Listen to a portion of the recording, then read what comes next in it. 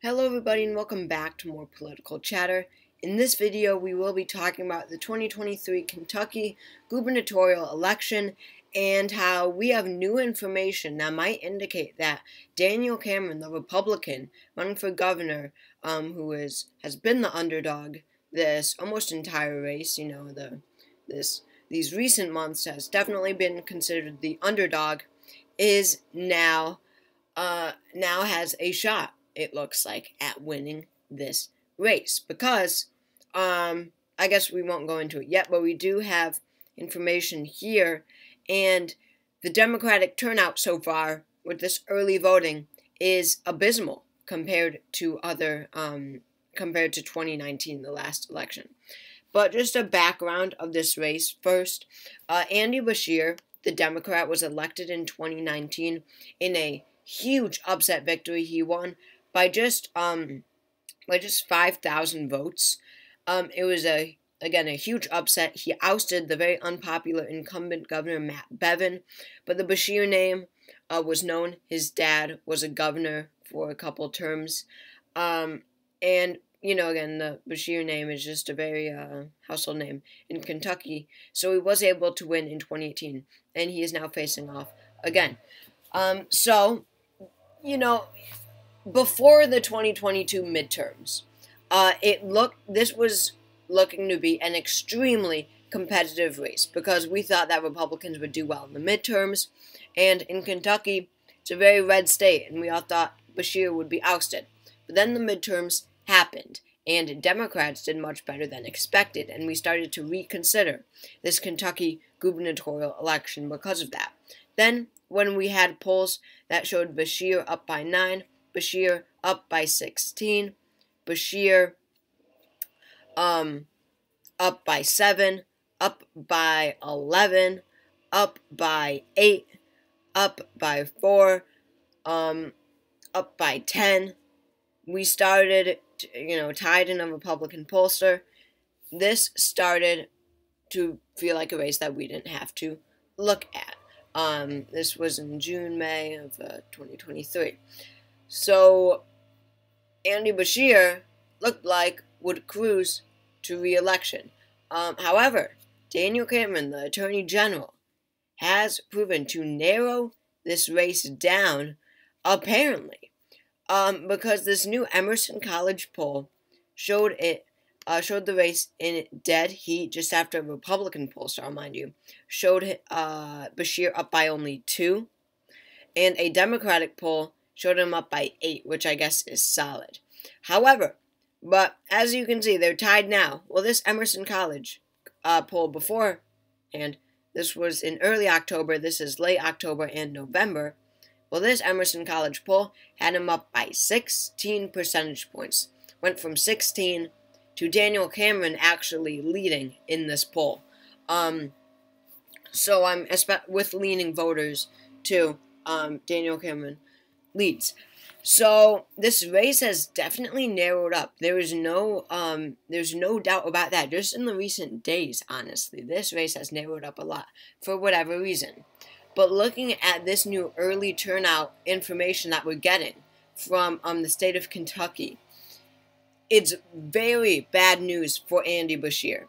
So right now, there have been 93,582 early votes cast. Democrats, 46,536 of those voters were Democrats.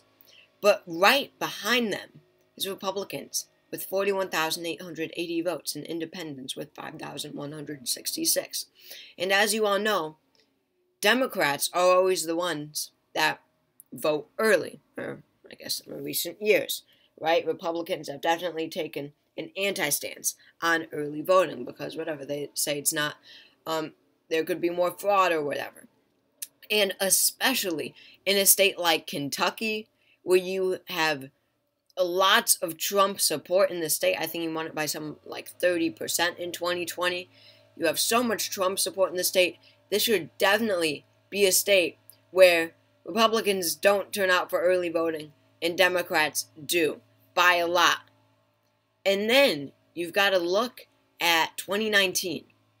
In the first day, of early voting in 2019, it was Democrats plus 11.3%. And this is not Democrats up by 11.3%. Nowhere close. This is what, 3% or something. Democrats have voted more than Republicans by. I don't get what this means. It was D plus. Oh, I'm sorry. Okay, so scratch that. This makes it even worse for Andy Bashir here. I was misreading it. This is what it actually is. On day one, there have been 2 days of early voting. Yesterday, day one, it was Democrat plus 11.3. Today, it has been Democrat plus 2.9. Or maybe this was 3 days ago and 2 days ago. That's probably what it is. Plus 2.9 is nothing. That equals out to 41,000 for Republicans, 46,000 for Democrats. But then, you have to compare it to 2019. In 2019, day one turnout was Democrat plus 18%.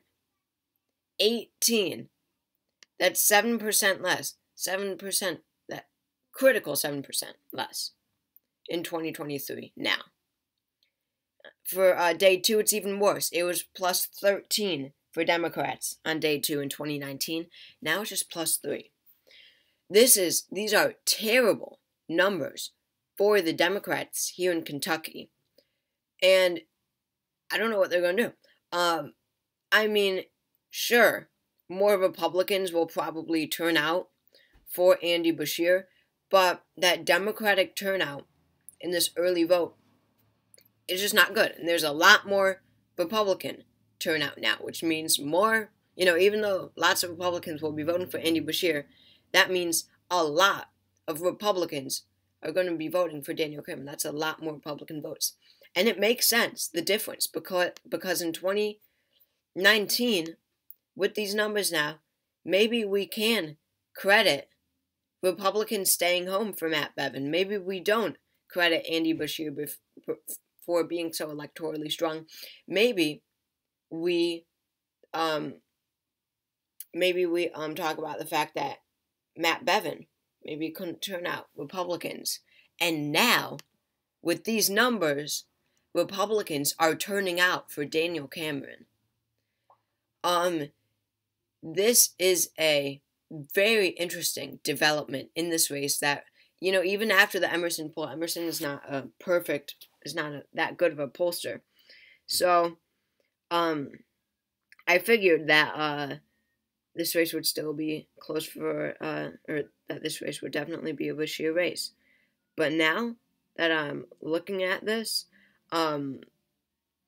this might be an upset or a extremely close race. Extremely close race. And I'm very excited to see how this goes. So thank you all for watching this video. I hope you all enjoyed. And I will release my final prediction for the Mississippi and Kentucky gubernatorial races on Monday. I will do my final predictions the day before the day of voting.